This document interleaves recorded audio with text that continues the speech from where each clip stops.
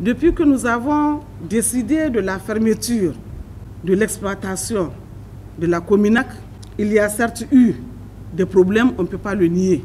Notamment l'effondrement d'un trou en mai 2021. Et quand il y a eu l'effondrement de ce trou, nous avons rapidement interpellé la Cominac pour connaître les causes et surtout les raisons et surtout les solutions qu'il y a lieu d'apporter. 4 mois après, il y a eu l'effondrement d'un deuxième trou. Quand il y a eu ce deuxième trou, je pense que tous les collègues, en tout cas du ministère des Mines, en sont témoins. Nous sommes restés au bureau jusqu'à 21h. Après qu'il y a eu l'équipe de crise au niveau de la Cominac, nous avons installé la nôtre ici pour essayer de comprendre. Nous sommes revenus le lendemain et nous avons décidé qu'il faut arrêter toute l'opération de bouchage des trous jusqu'à ce qu'on puisse savoir quelle est la cause. Il faut dire que globalement, il y a 310 trous d'aération. Sur les 310 trous d'aération, 76% ont été bouchés sans aucun problème. Et au niveau de la Cominac, il y a 3 zones d'exploitation. Toute une zone a été traitée sans qu'il y ait de problèmes. Et les 2 problèmes qu'on a eus se situent au niveau de la même zone. Donc actuellement, nous avons demandé l'arrêt du bouchage des trous et une investigation à laquelle l'équipe du ministère des Mines va participer. Au niveau où il y a eu ces incidents, c'est une zone particulière parce que quand vous êtes dans un terrain dur, le traitement que vous allez y apporter va être totalement différent quand vous évoluez vers un terrain sablonneux. Et c'est ce qui s'est passé. Il a été question aussi des engins qui sont laissés au fond de la mine. On ne le nie pas. C'est vrai, il y a des engins qui sont enterrés. Mais il faut demander pourquoi. L'extraction de l'uranium, c'est un produit qui est suivi du point de vue international par l'AIEA. Donc aucun opérateur ne peut faire ce qu'il veut comme bon lui semble. Tout est suivi à la lettre. Quand vous avez ne serait-ce qu'un petit indice de radiation, il faut immédiatement intervenir. Actuellement, dans nos magasins, ici même à Niamey, nous avons des équipements qui sont suivis chaque année, directement par une équipe de l'AIEA. Chaque année, ils viennent ici contrôler pour voir quel est le niveau de radiation de ces équipements. Alors imaginez, quand c'est sous terre, une mine qui a eu à faire de l'extraction de l'uranium, s'il y a un seul doute, nous préférons sauver des vies humaines, des vies animales et l'environnement. Nous préférons enterrer. Et ça, c'est quelque chose qui est universellement reconnu partout dans le monde. Et c'est prévu dans la loi. Aujourd'hui, quand vous allez à Arlit, depuis que les sociétés exercent Cominac et Somaïr, il y a une équipe qui a été montée de techniciens de ces 2 sociétés, des autorités locales, du ministère des Mines, du ministère de l'Environnement, de la société civile, qui périodiquement font le tour pour savoir est-ce qu'il n'y a pas eu sortie frauduleuse d'équipements porteurs d'une certaine radiation. Et c'est même des maisons qui sont cassées quand on le constate. Et la société civile d'Arlit participe à ce processus pour dire que c'est un processus transparent au vu et au su de tout le monde.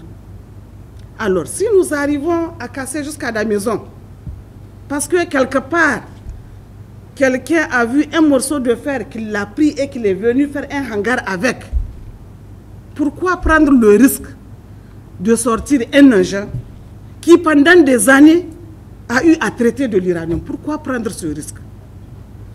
Donc, il y a eu 64 engins, 41 ont été remontés, mais les 23 sont restés au fond.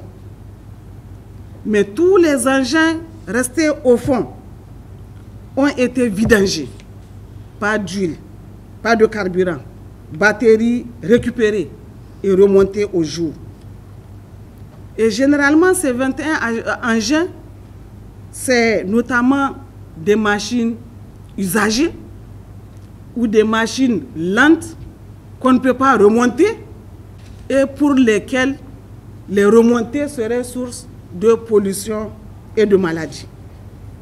Donc ici, dès que nous avons compris cela, nous nous sommes dit, mais pourquoi certains doivent avoir le privilège de venir demander des autorisations ici pour aller enlever de la ferraille à Arlit?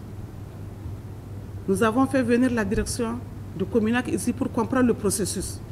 Quand ils nous ont expliqué, nous avons dit toute autorisation donnée par le ministère des Mines est nulle et non avenue.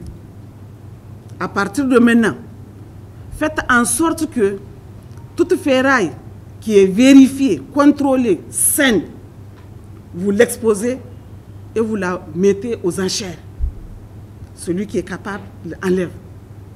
Mais toute ferraille dont vous constatez après contrôle, il y a de la contamination, vous faites tout pour ne pas la faire sortir. Donc ça, ce sont des instructions données par la tutelle pour dire que nous suivons et que tout ce qui se fait, c'est vraiment, pour la plupart des cas, avec notre autorisation et parfois même sur nos instructions. Maintenant, il y a eu, dans le cadre du démontage, il y a eu pour certains une opération de vente sur pied. Vous avez une bâtisse qui est là, c'est contrôlé, il n'y a pas de contamination. Vous avez un contrat pour venir la démonter. S'il y a de la ferraille récupérable, alors vous qui avez le contrat, on va vous demander à combien vous êtes prêt pour acheter cette ferraille et vous comptez ça en soustraction dans votre contrat. Donc c'est ce qu'on appelle la vente sur pied. Il faut dire que la tonne de ferraille est vendue à Cominac au prix de 30 000 francs CFA. J'ai estimé tout à l'heure toute la ferraille de la Cominac à 4 000 tonnes. 4 000 tonnes fois 30 000 CFA, ça vous fait 120 millions de francs CFA. Est-ce que pour 120 millions de francs CFA, on va prendre le risque de contaminer la ville d'Arlit et voire environnant? C'est la responsabilité que nous avons eu à prendre pour dire qu'on ne fait rien sortir qui est porteur de contagion. Et cela de manière transparente avec échange avec toutes les parties prenantes. Parce que il faut se dire que notre préoccupation, c'est de sauvegarder la santé humaine, animale et l'environnement. Aujourd'hui, il y a un procès au niveau de la CEDEAO qui est fait au gouvernement par des anciens miniers qui disent qu'ils n'étaient pas dans de bonnes conditions pour sauvegarder leur vie et leur environnement. Comment, dans ce fait, accepter de prendre d'autres risques? Pour nous, tout acteur conscient et responsable doit être engagé par ce genre de décision.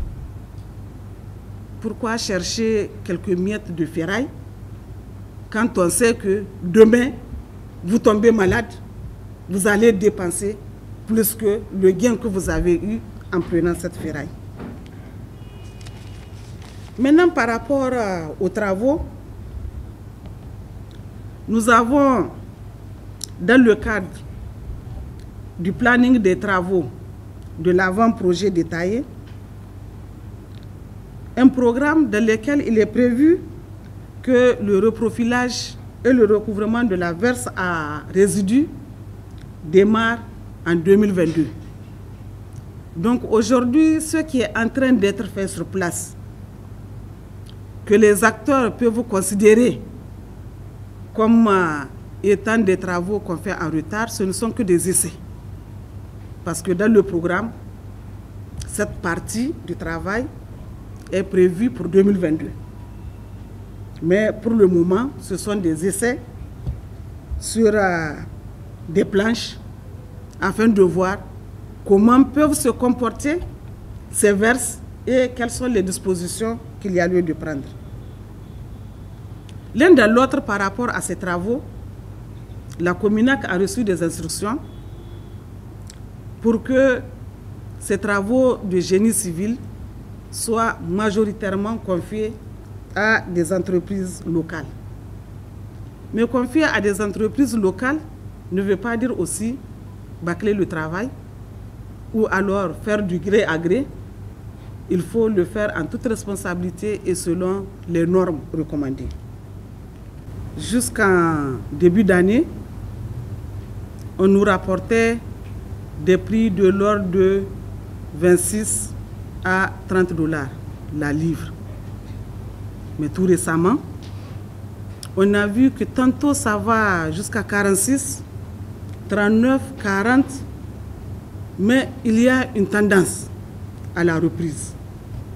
Il est attendu peut-être dans les 2 prochaines années une reprise. On peut comprendre peut-être que ceux qui ont des réserves les ont épuisées et qu'il va falloir reconstituer.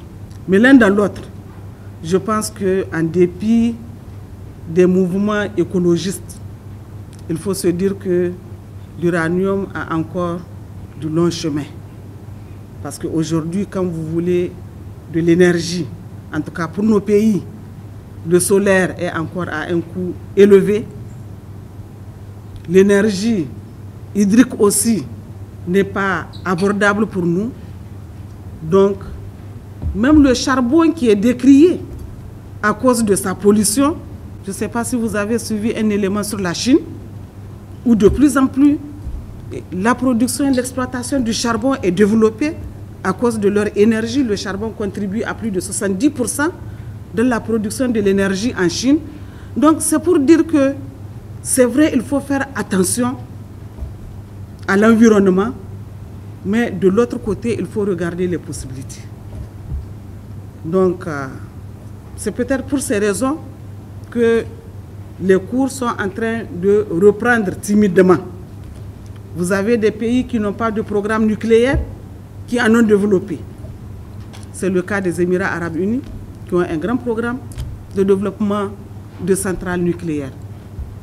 On n'en est pas là, mais nous, ce qui nous intéresse, c'est de voir quelles sont les sociétés qui sont intéressées à l'exploitation de ce minerai important pour nous.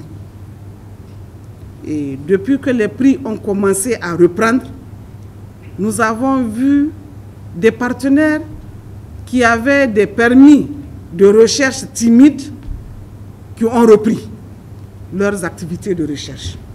C'est pour dire qu'ils surveillent le marché et maintenant ils ont repris leurs activités de recherche pour peut-être voir si dans les 2 prochaines années, ils peuvent aller à l'exploitation. Donc voilà ce que je peux dire par rapport à l'avenir de l'uranium. Pour le moment, nous n'avons que la Somaïr, qui est la société d'exploitation de l'uranium. Pour le moment, c'est elle seule. Mais nous avons d'autres en projet qui ont promis d'ouvrir pour 2022, pour certains, pour d'autres dans 2 ou 3 ans.